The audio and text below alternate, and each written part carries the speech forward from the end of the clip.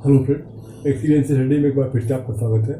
आज अपने चैनल में हम पर्यावरण पारिस्थितिकी समसामयिकी से संबंधित अपनी नवी श्रृंखला में पर्यावरण पारिस्थितिकी समसामयिकी से संबंधित 10 महत्वपूर्ण प्रश्नों को आपके सामने रख रहे हैं।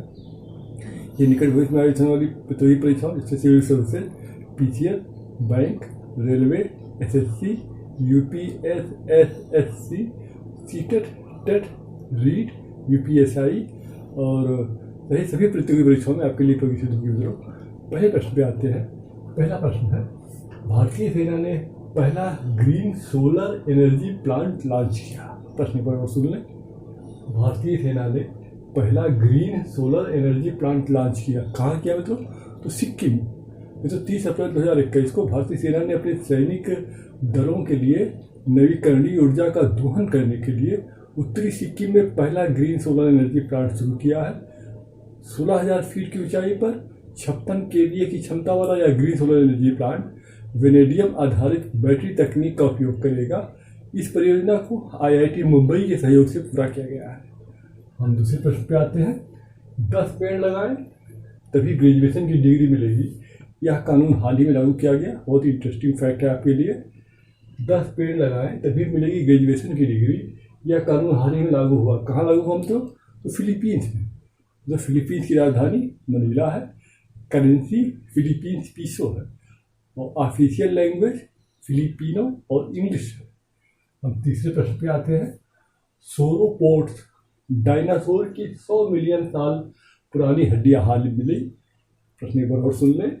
सोरोपोड्स डायनासोर की 100 मिलियन साल पुरानी हड्डियां हाल ही में मिली। कहाँ मिली मित्रों? तो मेघालय में। तो इस नवीनतम खोज परिणामों से एमपी, गुजरात, तमिलनाडु और महाराष्ट्र के बाद मेघालय भारत का ऐसा 5वां राज्य और उत्तर पूर्व में एकमात्र राज्य बन गया है जहां सोरोपोड की हड्डियां मिली है, जो टाइटेनी सीरियन प्रजाति से मिलती जुलती है।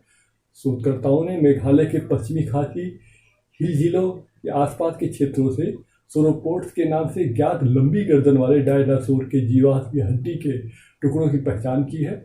यह जीवाश्म लगभग 100 मिलियन वर्ष पुराना है। हम चौथे प्रश्न पे आते हैं। डकविल्ड डायनासोर की एक नई प्रजाति यामाटोसारस इजानागी किस देश में खोजी गई है? प्रश्न एक बार और सुन ले। डकविल्ड डायनासोर की एक नई प्रजाति यामाटोसारस इजानागी किस देश में हाल ही में खोजी गई है? तो जापान। हम पांचवें प्रश्न पे आते हैं। किस देश के राष्ट्रीय महासागरीय और वायुमंडलीय प्रशासन ने न्यू क्लाइमेट नॉर्म्स जारी किया? मोस्ट इंपॉर्टेंट क्वेश्चन है आपके लिए। किस देश के राष्ट्रीय महासागरीय और वायुमंडलीय प्रशासन ने न्यू क्लाइमेट नॉर्म्स जारी किया? तो अमेरिका। जो अमेरिका के राष्ट्रीय महासागरीय और वायुमंडलीय प्रशासन ने न्यू क्लाइमेट नॉर्म्स जारी किए हैं। डेटा से पता चलता है कि अमेरिका में मौसम गर्म हो रहा है। संयुक्त राज्य अमेरिका के राष्ट्रीय महासागरीय और वायुमंडलीय प्रशासन 10 वर्षों में जलवायु के मानदंडों को जारी करता है और वे पिछले 30 वर्ष के आंकड़े को दिखाते हैं। हाल ही में जो जारी आंकड़ा किया गया है, जो डेटा जारी किया गया है, वो 1991 से 2020 तक के औसत तापमान और वर्षा का डाटा इसमें शामिल है और इसके अनुसार पता चलता है कि अमेरिका का मौसम गर्म हो रहा है। हम छठे प्रश्न पे आते हैं। जलवायु कार्रवाई ट्रेकर विश्लेषण के अनुसार जलवायु कार्रवाई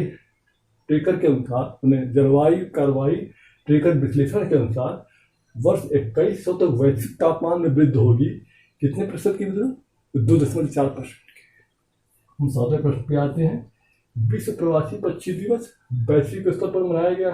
कब मनाया गया मित्रों? हाल ही में तो 8 मई 2021 को। मित्रों 8 मई 2021 के विश्व प्रवासी पक्षी दिवस का विषय था सिंग फ्लाई सोर लाइक ए बर्ड। क्या था मित्रों? सिंग फ्लाई सोर लाइक ए बर्ड। तो प्रत्येक वर्ष विश्व प्रवासी पक्षी दिवस मई और अक्टूबर के दूसरे शनिवार को मनाया जाता है। इसका उद्देश्य प्रवासी पक्षियों के बारे में जागरूकता बढ़ाना है। यह प्रवासी पक्षियों के आवासों, विशेष रूप से आर्द्रभूमि के संरक्षण के लिए जागरूकता पैदा करना है। हम आठवें प्रश्न पे आते हैं। फॉरेस्ट पॉन्ड्स नामक पहल हाल ही में शुरू की गई। फॉरेस्ट पॉन्ड्स नामक पहल हाल ही में शुरू की गई। कहाँ शुरू की गई? तो हिमाचल प्रदेश में। तो हिमाचल प्रदेश सरकार ने यह पहल पर्वत धारा योजना के तहत शुरू किया है। इसकी अनुमानित लागत 20 करोड़ रुपया है। इसका उद्देश्य राज्य के प्रमुख जल स्रोतों का रख रखाव, कायाकल्प करना और इसके तहत मौजूदा तालाबों की सफाई की जाएगी। हम नवे प्रश्न पे आते हैं। आसाम के किस स्थान पर बिजली गिरने से 13-14 मई 2021 की रात में 18 जंगली हाथियों की दर्दनाक मौत हो गई? प्रश्न एक बार और सुन लें। आसाम के किस स्थान पर बिजली गिरने से 13-14 मई 2021 की अर्धरात्रि को 18 जंगली हाथियों की मौत हो गई? तो नौगांव में, जो आसाम पूर्वोत्तर भारत का राज्य है। इस नदी, महत्वपूर्ण नदी क्या है? ब्रह्मपुत्र नदी है। नृत्य क्या है? बिहू है।